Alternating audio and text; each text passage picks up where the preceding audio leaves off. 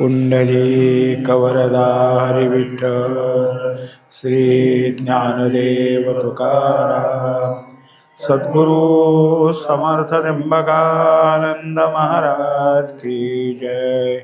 माऊली ज्ञानेश्वर महाराज की जय। जगद्गुरु तुकाराम महाराज की जय। श्री गुरुदेव दत्त।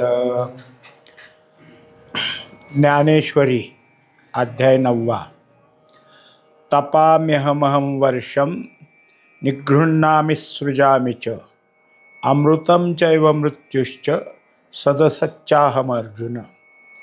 हा 19वा श्लोक आहे। सध्या आपण पुरुषोत्तम मासानिमित्त चालू केलेला हा 9वा अध्याय।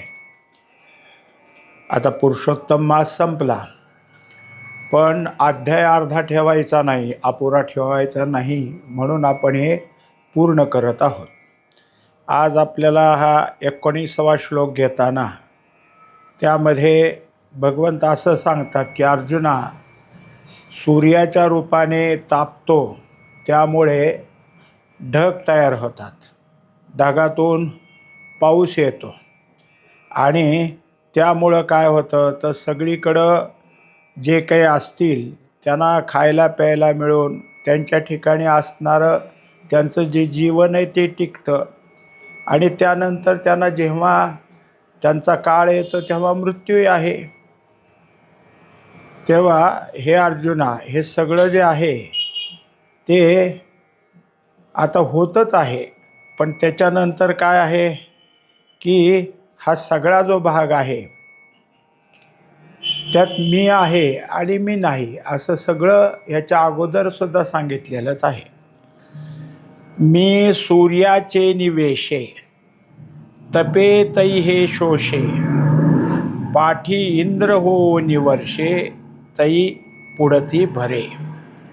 मी काय करतो तो सूर्य आहे, त्या सूर्याला तप्त करतो, म्हणजे सूर्याची उष्णता वाढवतो आणि त्यामुळं समुद्रातलं पाणी ते बाष्प होऊन त्याचं ढगात रूपांतर होतं। पाठी इंद्र हो निवर्षे। इंद्र हा पावसाचा मालक आहे, त्यांनी जर पाऊस सोडला तर पाऊस पडत असतो, म्हणून तर पूर्वी गोकुळामध्ये इंद्राची पूजा करायची, कारण त्याच्यामुळं पाऊस पडावा असं त्यावेळेच्या लोकांना वाटायचं। आता हे सगळं करायला इंद्राला मीच सांगतो, तै पुढती भरे।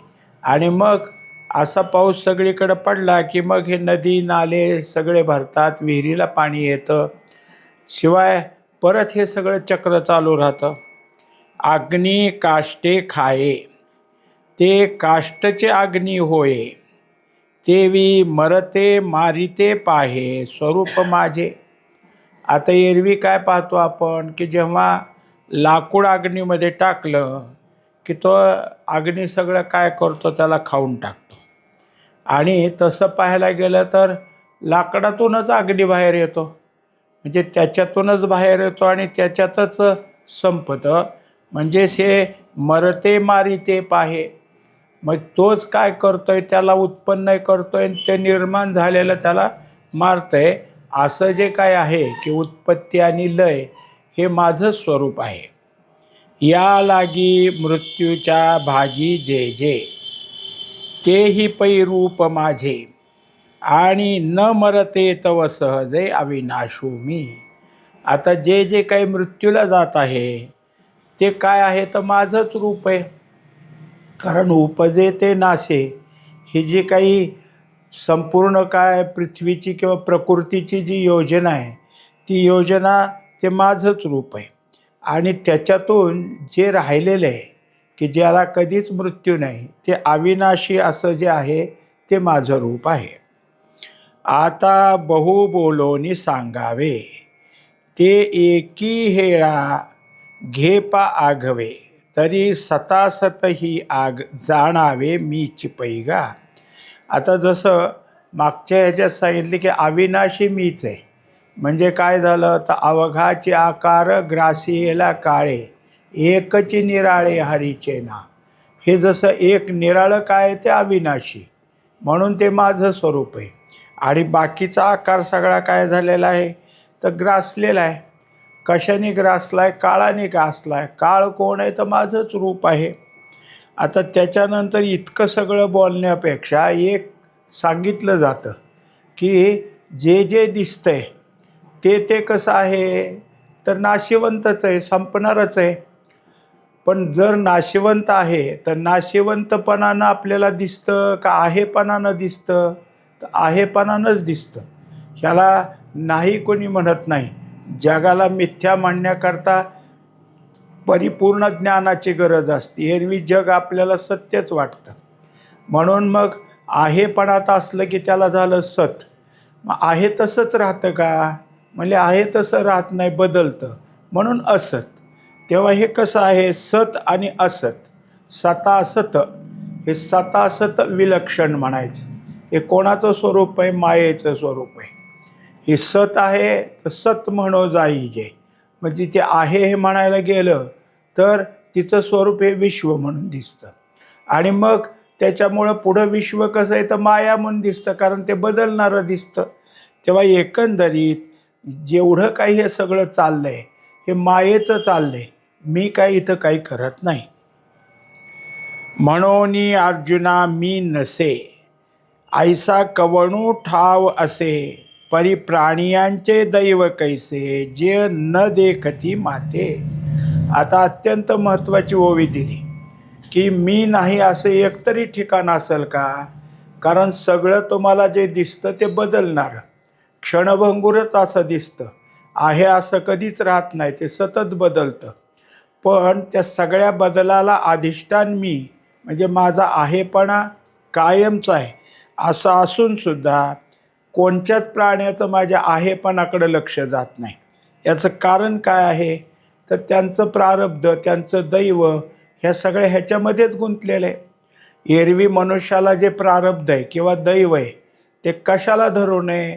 ते परमात्म्याला नाही. परमात्म्याला दैव कधीच नाही. मग कुठे आहे, तर आकारी शरीराला आहे. शरीर आकार त्यालाच प्रारब्ध आहे. त्याच्यातल्या आतल्या सूक्ष्म शरीराला सुद्धा प्रारब्ध नाही, कारण ते सततच फिरत राहतं. असं जे असणारं प्रारब्ध हे सगळं प्राणी याच्या पुढं असल्यामुळं ते मला जाणत नाहीत, मला पाहत नाहीत. तरंग पाणिये विन सुखती, रश्मी वाती विन न देखती, तैसे मी चिते मी नवती, विस्मयो देखे. आता आपण नेहमी पाहतो की जरी लाटा असल्या तरी लाटा कुठं असतील तर पाण्यावरच, आणि जर पाणीच नसेल तर लाट राहील का?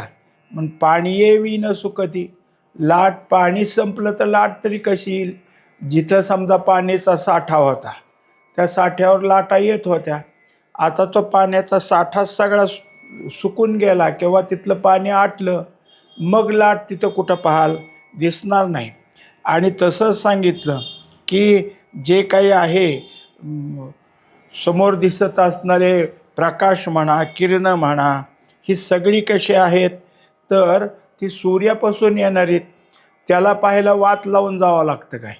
त्यांचं जे आहे वातीविन न देखती, आता ते जे काय आहे ते आहे, पण दिव्याचा प्रकाश जर असेल तर त्याला वातीशिवाय कसा असेल?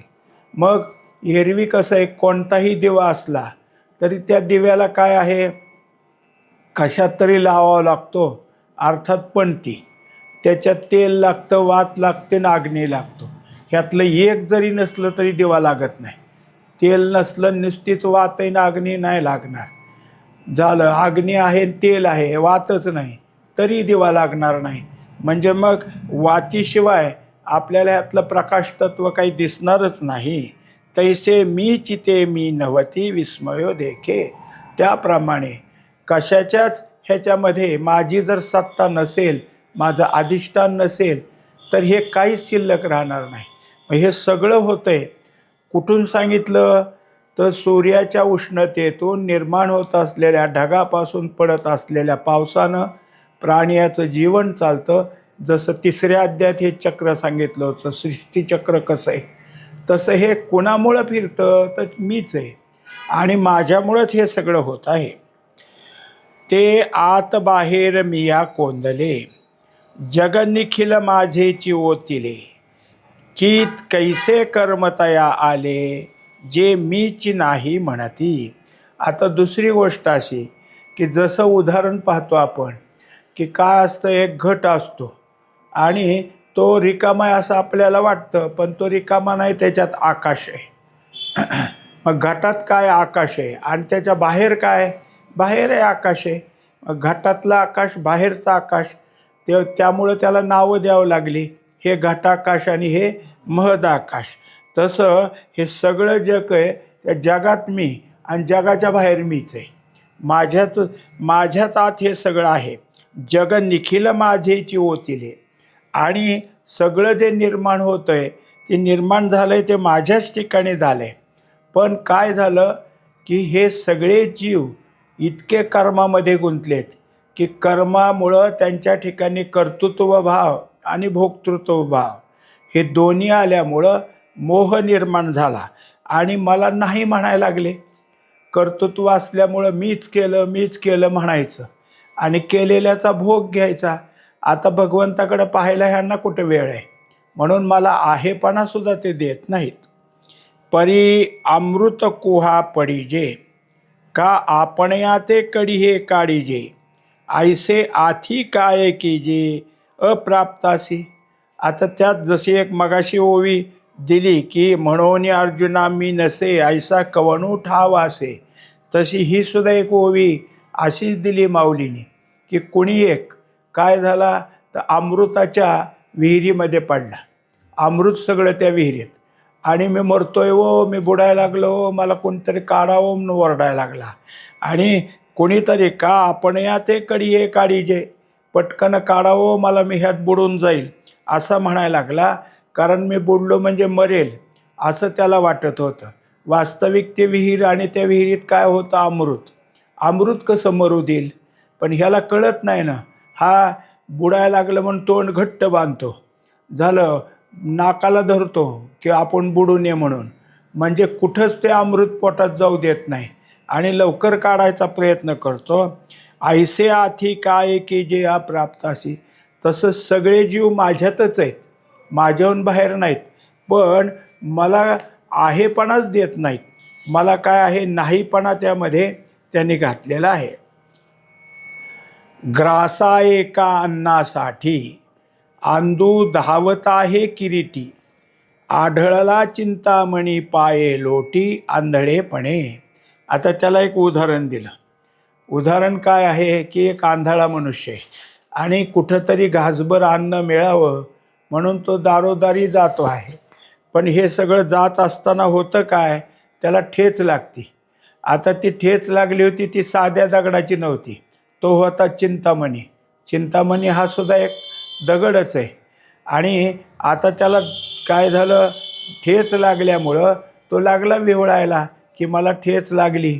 आता वास्तविक पाहता तो अन्नासाठी दारी दारी हिंडते, पण त्यांनी जर ह्या चिंतामणीला चिंता सांगितलं तर त्याचं सगळं दूर होईल. पण हे कुठं त्याला दिसतंय, कारण तो आंधळा आहे. तैसे ज्ञान जई सांडोनी जाये, तई ऐसी दशा आहे, म्हणून की जे ते केले नोहे ज्ञाने विन. आता इतकं सगळं का होतंय, तर मुळातच ज्ञान नाही म्हणून. मग ज्ञान असलं तर सगळ्या गोष्टी घडतील. ज्ञान नाही म्हणून त्याला ही अशी दशा आली, तेव्हा हे सगळं जर काही होत असेल तर ज्ञाने विन.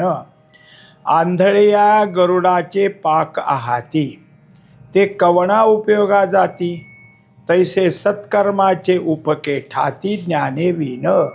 तेव्हा एकंदरीत आंधळा आहे गरुड, त्याला पंख चांगलेत, पण चांगले पंख असून काय करावं, उडायचं म्हणलं तर कशाला धडकेल, काय होईल काही सांगता येत नाही. म्हणजेच त्याला पंख असूनसुद्धा डोळे नसल्यामुळं तो उडू शकणार नाही, एका जागेला त्याला बसावं लागेल. तसं नुसतं सत्कर्म तुम्हाला काय आहे की मोक्षाकडं, मुक्ततेकडं जाऊ देणार नाही. कारण ते कसं आहे, सत्कर्मामुळं तुम्हाला पुण्य झालं पण ज्ञानप्राप्ती झाली नाही.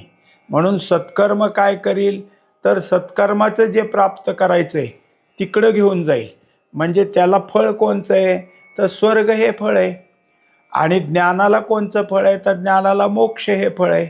ज्ञान तर नाही ना, पण सत्कर्म करतोय. सत्कर्माचं फळ जर काही असेल तर ते काय आहे की स्वर्ग आहे. म्हणून मग सत्कर्म करणाऱ्याला कसं प्राप्त होतं तो विषय आता पुढं आणलेला आहे. त्रैविद्या माम सोमपापूत पापा यज्ञैरिष्टा स्वर्गतीन प्रार्थयन्ते ते पुण्यमासाद्य सुरेंद्रलोक मश्नन्ति दिव्यान दिवि देव भोगान. आता त्यामध्ये सांगतात की तिन्ही वेद जाणणारे आणि यज्ञामध्ये सोमरस जो असतो त्याचं प्राशन करणारे आणि त्यायोगे पापातून मुक्त झालेले असे जे आहेत ते सगळे काय आहे की यज्ञानी माझंच पूजन करतात. पण हेतू कोणता ठेवतात तर स्वर्गाची इच्छा त्यांच्याकडे असते. ते इंद्रलोकात प्राप्त होऊन स्वर्गलोकातील अलौकिक असे जे देवाचे भोग आहेत ते भोगत असतात. देख पागा किरीटी आश्रमधर्माची राहटी विधिमार्गा कसवटी जे आपणाची होती. आता यातलं कोणाला सांगितलं जे सत्कर्मामध्ये गुंतलेत त्यांना. सत्कर्मामध्ये काय असतं तर आपलं आपलं कर्म कुठं कुठं कसं कसं करायचं ते असतं. त्याच्यामध्ये आश्रम पद्धत आहे. पहिल्यांदा काय ब्रह्मचर्य आश्रम आहे, त्याच्यामध्ये त्यांनी अभ्यास करायचा आहे, अभ्यासाने परिपूर्ण व्हायचं आहे. पुढं जाऊन काय करायचं आहे तर गृहस्थाश्रमी तरी व्हायचं नाही तर मग पुढं त्याला जे काय असेल जसं त्या आश्रमातून बाहेर पडताना शिक्षण पूर्ण झालं की ते आचार्य विचारतात तुला पुढं काय करायचं आहे. तो म्हणला मला गृहस्थी व्हायचं आहे लग्न करून बाकीचं. मग आता तू सद्धर्मानं गृहस्थ चालव. एखादा म्हणला मला राजाच्या दरबारात जाऊन त्यांचं काय आहे सल्लागार व्हायचं आहे उपाध्य व्हायचं आहे. मग तो त्याच्याकरता तो राजकारणाचं काय असेल ते बघ. म्हणजे शेवटी जाताना 1 महिन्यात काय करायचं हे ठरवून त्याला तसा कोर्स दिला जायचा म्हणजे शिकवलं जायचं. आणि दुसरा कोणी यायचा तो जर म्हणला की मला असाच आश्रम काढायचा आहे आणि तिथं मुलं गोळा करून त्यांना शिकवायचे, मग त्याला अध्यापन कसं असावं हे शिकवलं जायचं. तसं आश्रमधर्माची राहटी मग आश्रमातले जे धर्म आहेत त्याप्रमाणे तिथं जे का राहून विधिमार्गा कसवटी आपणची होती. मग जो जो काही विधी कारण आता आश्रमातून बाहेर पडल्यावर धर्म सांभाळणे गृहस्थाश्रमसुद्धा धर्म सांभाळूनच करायचा. दुसरी गोष्टसुद्धा धर्म मग ती कसवटी सामान्य नाही. विधी सांभाळणं हे काय आहे अवघड असतं. मग त्याप्रमाणे म्हणजेच धर्म हा सुद्धा काय पुरुषार्थ आहे. पण पुरुषार्थ ज्याला जमतो तेच कुठं जातात तर जयी आपणची होती तेव्हा ते त्या त्या पद्धतीनं त्यांना जे काही प्राप्त व्हायचं असेल ते त्या विधिमार्गानं अत्यंत कष्टानं साधन करत करत कुठं जाऊन पोचतात तर यजनकरिता कौतुके तिही वेदाचा माथा तुके क्रियाफळेशी उभी ठाके पुढा जया. आता त्यांनी यज्ञ करायचे. कोणत्या इच्छेचा यज्ञ त्या यज्ञाला त्याने अवलंब करायचा आणि त्याच्यासाठी त्यांनी काय करायचं तर कोणत्या वेदामध्ये ह्या यज्ञाचं महत्त्व सांगितलं.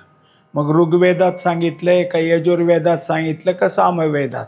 म्हणून तिही वेदांचा माथा तुके तिन्ही वेद त्यांनी काय करायचे शोधायचे आणि त्याच्याप्रमाणे त्याच्यात काय आहे तसं आपलं त्याप्रमाणे करत क्रिया फळेशी उभी ठाके. मग त्या क्रिया करायच्या म्हणजेच ते यज्ञ सगळा करायचा त्याप्रमाणे आणि त्याचं जे फळ असेल ते त्याला प्राप्त व्हायचं. ऐसे दीक्षित जे सोमप जे आपणचे यज्ञाचे स्वरूप तिही तया पुण्याचे नावे पाप जोडिले देख. आता काही काही कसे आहेत तर असे यज्ञ करून स्वर्गातल्या भोगाकडे जातात आणि काही असे आहेत की ते दुसऱ्याचा यज्ञ करत राहतात. म्हणजे ज्यांचं यज्ञ करण्याची इच्छा असेल तिथं यज्ञ शिकवण्याकरता यज्ञ करून घेण्याकरता जे जात असतात त्यांना दीक्षित म्हणायचं. ते तिथं जातात आणि तिथं जाऊन काय आहे की जो यज्ञ आहे त्या यज्ञाचं आचरण त्या ठिकाणी करत राहतात. मग तिथं जो काही सोमरस निघतो त्याचं पान किंवा ते करून देणं जे आपणच यज्ञाचे स्वरूप. आता इतकं यज्ञ त्यांचा परिपक्व झालेले असतात की सहज कुठलं जे असेल ती त्यांना मंत्र आठवतात, त्याचे तंत्र आठवतात. म्हणजे असं सांगितलं की ती यज्ञेचंच रूप आहेत. यज्ञ त्यांच्या अंगात सगळा भिनलेला आहे. आमका यज्ञ आम्हाला करायचं म्हणलं की ते लगेच त्याची सगळी रचना तयार करतात. पुढं चालू झाला की त्याचे मंत्र म्हणतात, त्याप्रमाणे त्याच्याकडून करून घेतात. तिही तया पुण्याचे नावे पाप जोडिले देख. आता ते पुण्य करतात पण नुसतं पुण्य नाही ना, कारण आता हे जे काही पुण्य आहे ते शुद्ध पुण्य कुठंच मिळत नाही, त्याला जोडीला पाप असतं. म्हणून जसं आपण पाहतो की कोणतंही नाणं घेतलं तर त्या नाण्याला जसं किती किती किमतीचं नाणं आहे ते त्याच्यावर लिहिलेलं असतं. समजा हे 2 रुपयाचं नाणं, हे 5 रुपयाचं नाणं. मग एकीकडं त्याचा आकडा आहे आणि दुसरीकडे काय आहे की ते कोणत्या देशाचं आहे त्याचा छाप आहे. हे दोन्ही त्या नाण्याला येणारच ना, इकडची बाजू येणार आणि तिकडची येणार. तसं पुण्य येणार आणि त्याच्याबरोबर जोडीला असणारं पाप येणार. जे श्रुतीतया ते जाणोनी शतवरी यज्ञ करोनी यजिलिया माते चुकोनी स्वर्गी वरिती. आता ह्यातले जे जे काय आहेत हे सगळ्या ह्याच्यामध्ये जे श्रुतीने सांगितलेलं आहे त्याप्रमाणे करून असे शेकडो यज्ञ त्यांनी केले आणि त्यामुळं या यज्ञाचं फळ जर काही त्यांना असेल तर ते स्वर्गात जातात. म्हणजे कुठं सांगितलं तर भगवंतानी मुद्दाम सांगितले यजिलिया माते चुकोनी. यज्ञ केले पण मला प्राप्त करून घ्यायसाठी नाही केले. स्वर्गातलं काय स्थान आहे, स्वर्गातला कुठला भोग आहे ते भोगण्यासाठी यांनी यज्ञ केलेले आहेत. जैसे कल्पतरू तळवटी बैसोनी झोळीये पाडी गाठी मग निदैव निघे किरीटी दैन्याची करू. आता त्याच्या ठिकाणी कसं कसं असतं दुर्दैव त्याला ते सांगितलंय. मग त्याच्यात एक काय झाला, कल्पतरूच्या खाली बसलाय आणि त्याला जे काही कुठं भिक्षा मागायला जायचं आहे ते सगळं उपरणं त्याचं फाटकं आहे. मग आता त्या फाटक्या उपरणाला कुठंतरी धडकी बाजू बघायची म्हणून जिथं जिथं फाटलंय तिथं गाठ मारायची. मग तो काय त्या कल्पतरूच्या खाली बसून गाठी मारत बसला. पण त्याला माहीत नाही की हे कल्पतरूचं झाड आहे. ह्याला हे फाटकं गाठी मारण्यापेक्षा मला नवं उपरणं दे म्हणूच तर देईल आणि भिक्षाच मागायची नाही, मला काय अमकं पाहिजे म्हणेपर्यंत देईल, कारण तो कल्पतरू आहे. पण निदैव, कारण ह्या कसा आहे त्याचं नशीबच फुटकं. तिथं बसतो आणि काय आता ही गाठ मारली म्हणजे जरा हिथं मावल, हिथं मावल, इथं एक मुठभर पीठ मावल, तिथं एक मुठभर धान्य मावल, ह्याचाच विचार करतो. म्हणून त्याचं दैन्य कधी संपल. म्हणजे जे निदैव असतात त्या निदैवाच्या जसं माणसं म्हणतात की एखाद्याचा हातच फुटका आहे, कारण किती पैसे त्याच्या हातात गेले की ते निघूनच जातात, हातात राहत नाही. तसं ह्याचं नशीब आहे, ह्याच्या नशिबात काही राहत नाही. तैसे शतक्रतू यजिले माते की इप्सिता ते स्वर्ग सुखाते आता पुण्य की हे निरुते पाप नोहे. आता पाप का ना मगाशी सांगितलं त्याचा खुलासा केला की ह्यांनी कसं केलं तर शतक्रतू यजिले माते, म्हणजे जे श्रुतीनं युक्त यज्ञ करायचे असतात ते क्रतू. असे यज्ञ किती केले तर 100. आणि वास्तविक पाहता त्याजवळ पुण्य प्राप्त झालं. ह्या पुण्यानं त्याला मला प्राप्त करून घ्यावं का नाही भगवंताला. पण इप्सिता ती स्वर्ग सुखाते, इच्छा कोणते करतात स्वर्गातलं सुख प्राप्त करायला. मग ह्यानी हे सगळं पुण्याईवर मिळवलं. ह्याला पुण्य म्हणावं का पाप, कारण जे मिळवायला पाहिजे ते मिळत नाही. मिळवायला काय पाहिजे तर मनुष्य देहात येऊन त्यानं परमात्मा प्राप्त करावा, परमार्थ करावा, ते सोडून देऊन स्वर्गातल्या सुखाची इच्छा करतात. मग ह्यांच्या पुण्याला पुण्य कसं म्हणावं. ह्यांनी जे केले ते चुकीचंच, म्हणजे ते पापाचंच असं त्या ठिकाणी होत राहतं. म्हणून मजविन पाविजे स्वर्गू तो अज्ञानाचा पुण्यमार्गो. ज्ञानिये तयाती उपसर्गो हानी म्हणती. म्हणून जे जे स्वर्गाकडे गेले ते अज्ञान मार्गातलेच आहेत. अज्ञानाचं पुण्य शुद्ध कधी नसतंच, म्हणून ते जे काय आहे पापासहित पुण्य. पण हा जो मार्ग आहे की ज्या मार्गाकडे हे सगळे गेले, तो मार्ग ज्ञानीये तया ते उपसर्गो. ज्ञानी म्हणतात हे अडचण आहे, हा त्रासदायक आहे, याच्याकडं जायचं नाही. म्हणून हे सगळं सोडून देऊन त्या हानीकडं न जाता स्वर्गाची इच्छा करत नाहीत. कोण? ज्ञानी आहे. पण जे स्वर्गसुखाची इच्छा करतात ते सगळे कोण आहेत? अज्ञानीच आहेत. ज्ञानेविन सुरुवातीलाच सांगितलं होतं हे ज्ञानाशिवाय आहेत. म्हणून ह्यांच्या सगळं डोक्यामध्ये, इच्छेमध्ये किंवा बुद्धीमध्ये स्वर्गसुखच फक्त असतं. दुसरं ह्यांना परमात्मा पाहिजे असं कधी वाटलंच नाही. हे असे स्वर्गाकडे निघालेले त्यांचं वर्णन झालं. पुंडलिक वरदारी विठ्ठल श्री ज्ञानदेव तुकाराम. सद्गुरु समर्थ त्र्यंबकानंद महाराज की जय. माऊली ज्ञानेश्वर महाराज की जय. जय प्रभु तुकाराम महाराज की जय. श्री गुरुदेव दत्त.